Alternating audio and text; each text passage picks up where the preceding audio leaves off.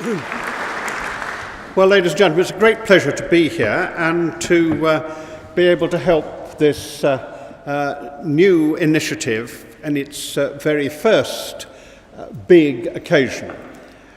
I want to say that for me, it is crucial that it is local communities that carry forward the battle against climate change. Governments and parliaments can set the parameter, but in the end, it's only local people who can actually deliver the goods. And the fact that you've decided to set up a commission, which in some senses mirror what we tried to do in the Climate Change Committee, is, I think, a role which ought to become the exemplar for the rest of the country. The leader of the council was kind enough to say that I've lived in Leeds, and I have done so and enjoyed it immensely. It was in one of the less favoured areas that I found a flat, and I'm very conscious of the huge mix of people who live in this great city. And fighting climate change is about creating a better society for all our people.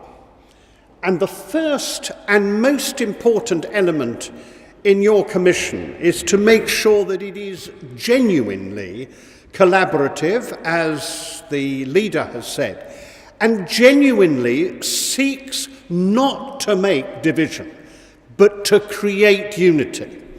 I think we're living through a terrible time in politics, in which some of the least attractive people have come to the top by making division, by seeking constantly to find a difference and object to it, to talk as if we can go on without the closest relationships with our nearest neighbours in the rest of Europe, actually to think that you can have a future which is about dividing ourselves and making ourselves feel that we can only do things on our own.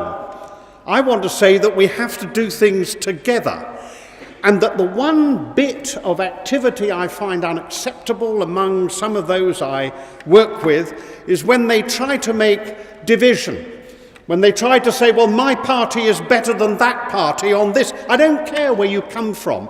We've all got a common aim, and we have to find a way of doing this together.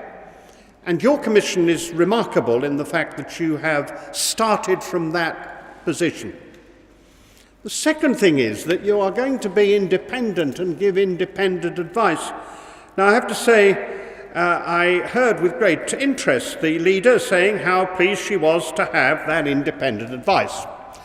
I want you to make her much less pleased when you get that advice to her, because you've got to be an irritant in the sense of constantly reminding the council, the church, all the organisations, whoever they are, that they've got more to do. And the moment that you get a comfortable consensus, you've lost. I want you to be a consensus, but not a comfortable consensus, constantly pushing the boundaries out. Sometimes I have to deal with politicians of all political parties, because I have the fascinating job of being the independent chairman of the Climate Change Committee. I was appointed by a Liberal Democrat minister in the coalition government, the Labour First Minister of Wales, the Scots Nationalist First Minister of Scotland, and the Protestant Unionist First Minister of the North of Ireland. So they got a Conservative Catholic quite cleverly. So I didn't actually agree with any of them, which meant that one was entirely independent. But it's a very important part of the whole thing that we can genuinely say that we have one and a single aim, which is to try to ensure that every aspect of our society is improved because of our determination to combat the biggest material threat to that society, which is climate change. I happened, when working towards the business of championing climate change, to have a son who was writing a book on the Black Death. And any of you who've got children who write books know that you have to read them chapter by chapter as they come off the computer. And it struck me that there's a fascinating parallel here, because in the Black Death, 1 in 3 people died, but they didn't know why. So they had no responsibility for the fact that they were actually giving it to each other. They didn't understand that it was communicated one to another. But they didn't have responsibility because they didn't know. We know. We have responsibility. When you know, then you cannot avoid taking that responsibility upon you. That's why the climate change deniers don't want to admit they know. Because the moment you know, you can't take the Trump approach. You have to say, as I know, I have to do, or I have failed to act in a rational and responsible manner. I don't think we have to argue the case about climate change any longer. It seems to me that the evidence is as strong as it is for any other certainty. Of course, it's true that if you're a scientist, you properly say, if there was new evidence that changed my view, then I have to accept that new evidence. But at every point, you have to take the evidence that we have. The evidence that we have is clear and absolutely unarguable. It's as strong as the link between smoking and cancer. And we know perfectly well that there are more people who've given up smoking in this audience because of it, because they are rational beings. And those who haven't aren't acting rationally. I'm sorry to do that to the 3 or 4 who may be out there, but the fact is they're not acting rationally. But it is not acceptable to say, I smoke because I don't believe it. You can't say that. You can say, I smoke because I refuse to accept the responsibility about what I know. And the same is true here. We know. Funnily enough, I see the bishop's here, so I'll take a bit out of him. It's the story of Genesis. Once they'd eaten the apple and they knew they could no longer remain in the garden, they actually had to act differently. Cannot give your life in the same direction if you haven't come to terms with the knowledge that you have. And we ought also to recognize not only that we should be independent, that we should be rather difficult, that we should really cause trouble, but also that we should be enthusiastic and fundamentally optimistic about it. There's nothing so miserable as those who are puritanical about climate change. I myself do not want people to be cold. Some members of the green community seem to think we'd be better off cold. I don't think that's true. I want people to be warm without destroying the climate. I want people to have better homes, to be better insulated. I want people to have better lives, to have more fulfilled lives. But I want them to have it without destroying the climate, the planet that gives us life.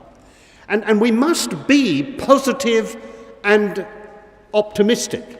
Because if we become the misery Martins of this world, if we become the people who are constantly saying how dreadful things are, we will lose. The Puritans always lose. Because people want Christmas and they want mince pies. And in the end, they'll have them. So we've got to deliver that, but not at a cost to the planet. So I want smiling faces, even though this commission is going to be extremely difficult for the local council and for everybody else who's represented here. And lastly, I want to say there are some very tough things that people have got to do. I hope that the leader of the council won't mind me concentrating on one single example. I go around the country.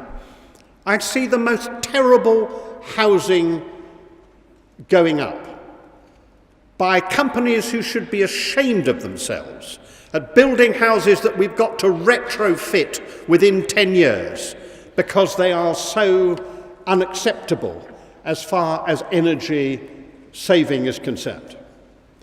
But the council gave them planning permission. And I believe that every council that has planning authority has got to use every possible weapon in their armoury to say to Persimmon, you can't build houses like that anymore. To say to people who seem to think that it's acceptable to sell houses which mean that the occupiers will spend more on their energy than they need to spend. It's no longer accepted in this city, in this county, not acceptable in any of the cities that are determined to change the world. There are powers, you referred to them. There are powers to change the world in which we live. Let's use them much more effectively, much more ruthlessly, much more embarrassingly. And remember, if every house builder built to an almost no carbon level, they would build at the same price. Only reason it's more expensive is because the mass production products are not designed for that quality. If you make it necessary, and that's what we've demanded the government does, but if you make it necessary in Leeds, these 9 major house builders will not want not ever to build in Leeds. They'll want to come, but they must come on your terms. And if I say that about house builders, you can say it about a lot of other things as well. Wherever we have power to insist that people do what is right for this generation and for the next generation, then we must use it. And because we know, we have the responsibility to use it.